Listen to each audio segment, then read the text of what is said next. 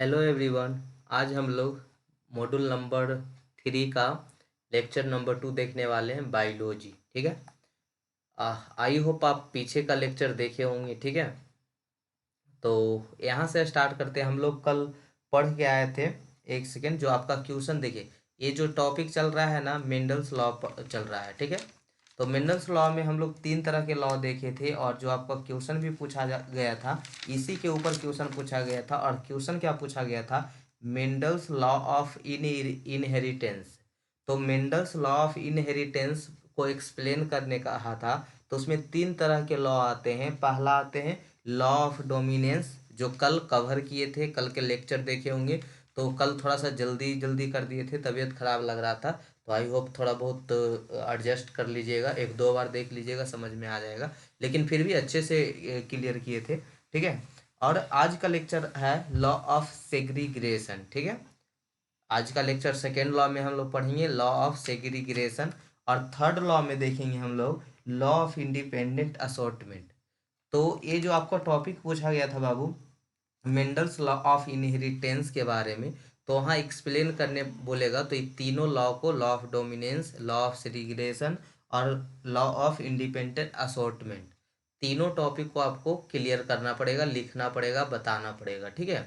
जब पूछा जाए तो, और जब भी पूछा जाएगा तो ये 7 से 14 नंबर, तीनों लॉ लिखना होगा तो 14 नंबर में पूछे देगा। ठीक है। तो एक तरह से जो कवर किया जा रहा है आपका सिलेबस, भले थोड़ा सा और सब्जेक्ट के रिस्पेक्ट में थोड़ा सा शॉर्ट में किया जा रहा है, लेकिन जो भी किया जा रहा है आपको एग्जाम ऑफ पॉइंट भी, एग्जाम के व्यू से बढ़िया तरीके से किया जा रहा है। ठीक है। ऐसे भी आपको ओवर व्यू ही जानना है इस चैप्टर में, सब्जेक्ट में। तो आज का देखने वाले हैं लॉ ऑफ सेग्रीगेशन के बारे में। ठीक है। लॉ ऑफ सेग्रीगेशन क्या होता है? तो अगर इस लॉ की पार्टिकुलर बात करें तो काफ़ी ज़्यादा इम्पोर्टेंट है। ठीक है। मतलब तीनों लॉ में देखिए तो सबसे ज़्यादा, ऐसे सब अपने आप में इम्पोर्टेंट ही हैं, तो ये लॉ सबसे ज़्यादा इम्पोर्टेंट है। एक तरह से ये यूनिवर्सल लॉ है, जो यहाँ पे लिखा, लास्ट में लिखा हुआ है। तो लास्ट में सिर्फ ऐसा ही पढ़ देंगे, ऐसा नहीं कि सर ये सबको हिंदी कर। तो अभी ही सब बता रहे हैं कि ये क्या होता है। Therefore law segregation is universally applicable. तो एक तरह से इसको हम बोल सकते हैं कि यूनिवर्सल लॉ है। क्यों? क्योंकि ये सेक्सुअली रिप्रोड्यूसिंग ऑर्गेनिज्म जो होता है, जो कि गैमिट्स फॉर्मेशन करते हैं। ठीक है। वो क्या होते हैं अभी गैमिट्स हम बता रहे हैं, बस अभी आप बने रहें। तो law of segregation, the allele pair in hybrid segregate और सेपरेट। यहाँ आपको नाम से सबसे पहले पता चल रहा है कि लॉ ऑफ सेग्रीगेशन, नाम से ही पता चल रहा है कि सेग्रीगेट हो रहा है। सेग्रीगेट मतलब एक तरह से कह सकते हैं डिस्ट्रीब्यूट हो रहा है। ठीक है। सेग्रीगेशन का मतलब एक तरह से आप बोल सकते हैं कि डिस्ट्रीब्यूट हो रहा है, 2 पार्ट में डिवाइड हो रहा है। ठीक है। तो ये बात आप ध्यान में रखिएगा कि सेग्रीगेशन, लॉ ऑफ सेग्रीगेशन था जो क्या बता रहा था कि डिस्ट्रीब्यूट होगा। क्या डिस्ट्रीब्यूट होगा अभी बता रहे हैं आपको। तो यहाँ पे और क्या कहता है कि द एलिल पेयर, पेयर की बात क्या कर रहा है? तो अभी जस्ट पीछे आपको बता के आए थे कि मान लीजिए टी है, ईटी है, तो दोनों किस में है? पेयर में होता था। पेयर में होता था ना एलिल। एक बड़े वाले, दोनों लंबाई बताने वाली ही जीन है, लेकिन एक बड़े बड़े का गुण रखता है, एक छोटे होने का गुण रखता है। तो दोनों डिस्ट्रीब्यूट होता है। ठीक है। दोनों डिस्ट्रीब्यूट होता है। कैसे? मान लीजिए ऐसे करके बताते हैं। सारा क्यों एक ही पॉइंट में देखिए, पहले ओवरव्यू पूरा समझा देते, उसके बाद पढ़ा देंगे। ठीक है। Line by line. तो मान लीजिए कोई पेरेंट्स हैं, कोई फादर हैं। ठीक है। उनके जो अंदर स्पर्म बना है। ठीक है। अच्छा, पहले लाइन वाइज ये वाला समझा देते, उसके बाद आगे बढ़ेंगे। तो मान लीजिए कोई स्पर्म है, तो इसका न्यूक्लियस में क्या क्या मिलेगा? टी और टी मिलेगा। ठीक है। लेकिन जब मान लीजिए स्पर्म है, तो वही जो बोल रहे थे कि पेयर में है, जो अलग अलग हुआ। तो मान लीजिए इस स्पर्म में कैपिटल टी है, तो दूसरे स्पर्म में स्मॉल टी है। तो इस तरह से क्या होता है, पेयर में होता है, न्यूक्लियस में दोनों टी और टी होते हैं। ठीक है। मतलब दोनों टी होते हैं, लंबाई वाले दोनों कारक होते हैं। तो अलग अलग, तो कोई में कैपिटल टी है, कोई में स्मॉल टी है। तो इस तरह से ये पेयर में बने होते हैं। ठीक है। ओह, एक सेकेंड। तो उसी को हम लोग बोल रहे हैं कि ये पेयर में होता है। जो एलील होता है वो किस में होता है? पेयर में होता है। During the formation of gametes, यहाँ पे देखिएगा, एक वर्ड लिखा मिल रहा है during the formation of gametes. अब यहाँ पे जो आप गैमेट्स का बात देख रहे होंगे, गैमेट्स का मतलब क्या है, यहाँ पे सवाल ये बन रहा है कि गैमेट्स क्या है। तो गैमेट्स का मतलब होता है, आप लोग सुने होंगे कि एग फीमेल में होता है और स्पर्म जो होता है मेल में होता है। तो ही फीमेल का एग जो गैमीट है वो एग है, और मेल का जो गैमीट है वो क्या है, स्पर्म है, ठीक है। और एलील का पेयर सेग्रीगेट होता है, ठीक है, एलील का पेयर सेग्रीगेट होता है, जैसे अभी बता रहे थे कि स्पर्म में टी और टी दोनों जीन्स होंगे, एलील्स होंगे, लेकिन दोनों क्या होते हैं, अलग अलग सेग्रीगेट हो जाएंगे, अलग अलग हो जाएंगे, टी और मान लीजिए स्मॉल टी है। उसी तरह से शेप वाला में ले ले तो आर है, तो इस स्पर्म में क्या हो जाएगा, स्मॉल आर हो जाएगा, ठीक है। अगर हम ए की बात ले ले, इस स्पर्म में ए है तो दूसरे स्पर्म में क्या हो जाएगा, स्मॉल ए हो जाएगा। तो इस तरह से क्या हो जाते हैं, डिस्ट्रीब्यूट हो जाते हैं। तो उसी को वो ही ए लॉ बता रहा है, law of segregation. I hope better समझ में आया होगा, ठीक है। तो चलते हैं पढ़ते हैं इसको। इट रिसीव ओनली, ओनली कहाँ गया, this receive only of the two factors and pure for a given trait, this also known as law of purity of a gametes. इसी को हम लोग law of purity of gametes के नाम से इसको क्या करते हैं, जानते हैं।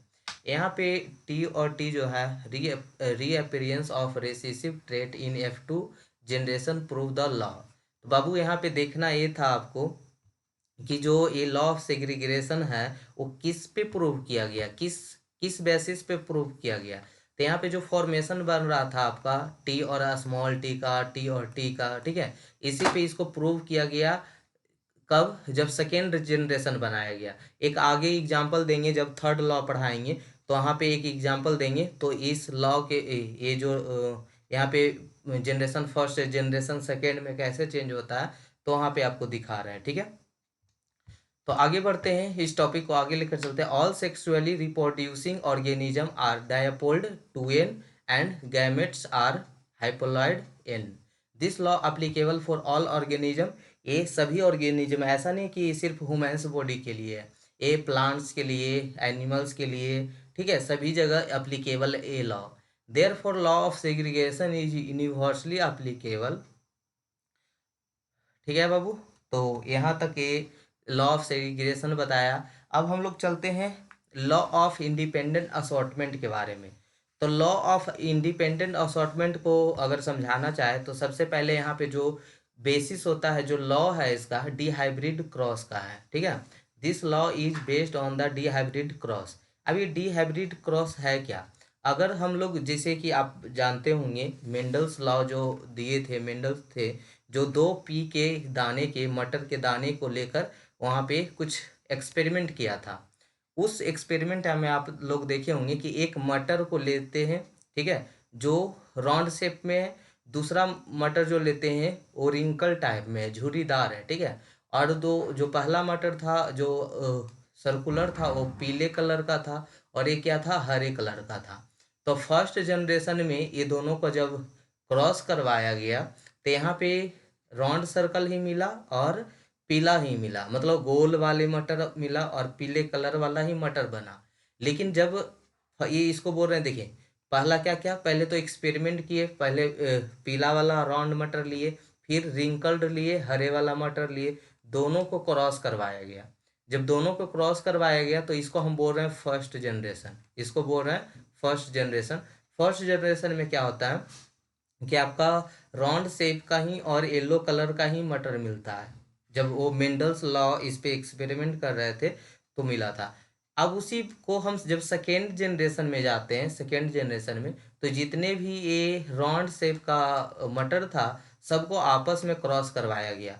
तो वहाँ पे लगभग 4 टाइप के यहाँ पे फॉर्मेशन मिलते हैं, ठीक है। तो ही लॉ ऑफ इंडिपेंडेंट असॉर्टमेंट बताता है कि दो अलग अलग पेरेंट के, एक पेरेंट के अगर 2 मटर लिया जाए, जैसे अभी बता रहे थे कि एक येलो वाला लिया गया, एक हरे वाला लिया गया, दोनों को कॉन्ट्रास्टिंग करेक्टर वाले को क्रॉस करवाया जाए, उसी को डी हाइब्रिड क्रॉस कहते हैं। अगर इसको हम हिंदी वाले के लिए समझाया जाए, समझाना चाहते हैं जो हिंदी से हो, मतलब हिंदी बिहार बोर्ड से होंगे उनके लिए बोलना चाहें, तो मेंडल ने दो मटर के दो जोड़े विपरीत गुण वाले हेरिडेटी का स्टडी किया था, उसी को हम लोग क्या कहते हैं, डी हाइब्रिड क्रॉस कहते हैं। मतलब दो अलग अलग गुण वाले को अगर हम क्रॉस करवाते हैं उसी को डी हाइब्रिड कहते हैं। आई होप इसके बारे में आप समझे होंगे। इस एक्सपेरिमेंट में उन्होंने मटर के ऐसे पौधे का चूज किया था जिसमें एक पौधे का बीज पीला तथा गोलाकार था। देखिए यहाँ पे दिखाते हैं, आपको फिगर में दिखाते हैं। देखिए दो दो मटर लिए, एक क्या लिए, राउंड शेप का लिए, एक राउंड शेप का लिए, दूसरा ग्रीन कलर का लिए। ठीक है, एक था राउंड शेप में था, एक झुर्रीदार जिसको रिंकल्ड शेप कहते हैं। तो फर्स्ट जनरेशन में क्या हुआ कि ये येलो कलर है, ये येलो वाला ही है, कलर करने का ध्यान नहीं रहा। ठीक है, येलो कलर का ही है। तो जो मिला वो आपको जो क्रॉस करवाने के बाद मिला वो येलो कलर का ही मिला था। ठीक है, लेकिन जब सेकेंड जनरेशन में जो मिला, फर्स्ट जनरेशन में जितने भी मटर मिले थे सबको आपस में जब क्रॉस करवाते हैं तो 4 टाइप का मिला, जिसमें 9:3:3:1 का रेशियो रहा। अब ये 9:3:3:1 का रेशियो कहने का मतलब क्या है कि इसमें कुछ मटर जो थे, कुछ मटर थे, मतलब इतना उनके पास मटर आया था, तो 315 जो बीज था वो राउंड शेप का था और येलो था। ठीक है, येलो था। और 108 बीज था जो राउंड शेप का था, बट यहाँ पे आर से राउंड हो रहा है, बाई से येलो लिख रहे हैं। ठीक है, तो जो 108 मटर थे वो राउंड थे और ग्रीन थे। ठीक है, और 101 थे, 101 मटर था जो रिंकल्ड था, डब्लू से, WRINKLD करके लिखाता है, तो डब्लू से कर दे रहे हैं। चलिए रिंकल्ड, हाँ डब्लू से कर दे रहे हैं। और पीला था, ठीक है, येलो कलर का था। और 32 जो था वो रिंकल्ड था, हरा कलर के था। तो इसका आप रेशियो निकालेंगे तो वही रेशियो बना था 9:3:3:1 का, यानी फेनोटाइपिक रेशियो जो इसका था 9:3:3:1 का था। तो यहाँ पे देख रहे होंगे ये येलो कलर का ही है, गलती से ये हो गया था, ग्रीन हो गया था, तो येलो कलर का ही था। तो इतना येलो कलर का मिला था, यहाँ राउंड शेप, यहाँ पे जो मिला था wrinkled shape, round shape, wrinkled shape. ठीक है, इस तरह से हम लोग को मिला था जब जब वो एक्सपेरिमेंट किए थे। तो आउट ऑफ, तो इसको थ्योरी देख लेते हैं थोड़ा सा। थ्योरी में देखते हैं, this law is based on the D hybrid cross. I hope D hybrid cross समझ में आया हो कि जब दो मटर के जब दो दाने लिए गए थे और दोनों में विपरीत गुण थे, मतलब एक रिंकल्ड शेप का था, एक राउंड शेप का था, तो दोनों को क्रॉस करवाया गया, जिसे ही हम लोग डी हाइब्रिड क्रॉस कहते हैं। ठीक है, अब आते हैं यहाँ पे the alleles of two different genes get sorted into gametes independently of one another. जब इस दोनों को क्रॉस करवाया गया तो हम लोग को मिलता है यहाँ पे क्या, when the hybrid forms gametes assortment of alleles of different traits is independent of their original combination in the parents. वो फिगर में देखिए, तो प्योर पेरेंट्स क्या था, राउंड और ग्रीन था, येलो और राउंड, और इधर रिंकल्ड था, इधर येलो और ग्रीन था। दोनों को फर्स्ट जनरेशन में एक बार किया गया तो राउंड ही आया, येलो ही आया। ठीक है, लेकिन जब वही सेकेंड, तो ऐसे नहीं पता चला, जब सेकेंड में किए तब यहाँ से इसका भी गुण आ गया जो आपका रिंकल्ड शेप का था, ग्रीन शेप का था। ठीक है, मतलब कुछ इस तरह से आपको आपके तरफ से एग्जाम्पल दे रहे हैं।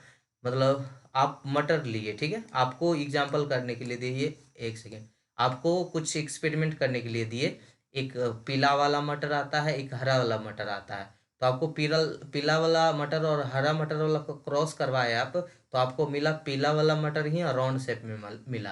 तो आपको यहाँ से कुछ पता नहीं चला, लेकिन अबरी जब जितने भी मटर मिला था आपस में, इसी को आपस में क्रॉस करवाए, क्रॉस करवाने के बाद इसका भी गुण मिल जा रहा था, इसका भी गुण आ जा रहा था, और इसका राउंड शेप का भी आ जा रहा, लेकिन रेशियो कम था किसका, रिंकल्ड वाला का। इसका 9:3:3:1 में था। ठीक है, तो out of 4 types, two were parental combination are capital Y capital Y, small r और स्मॉल वाई। उसी तरह से यहाँ पे स्मॉल आर और कैपिटल वाई, और कैपिटल आर, स्मॉल आर और स्मॉल वाई, इस तरह से कॉम्बिनेशन करवाया गया। तो new combination F2 generation prove the law of independent assortment.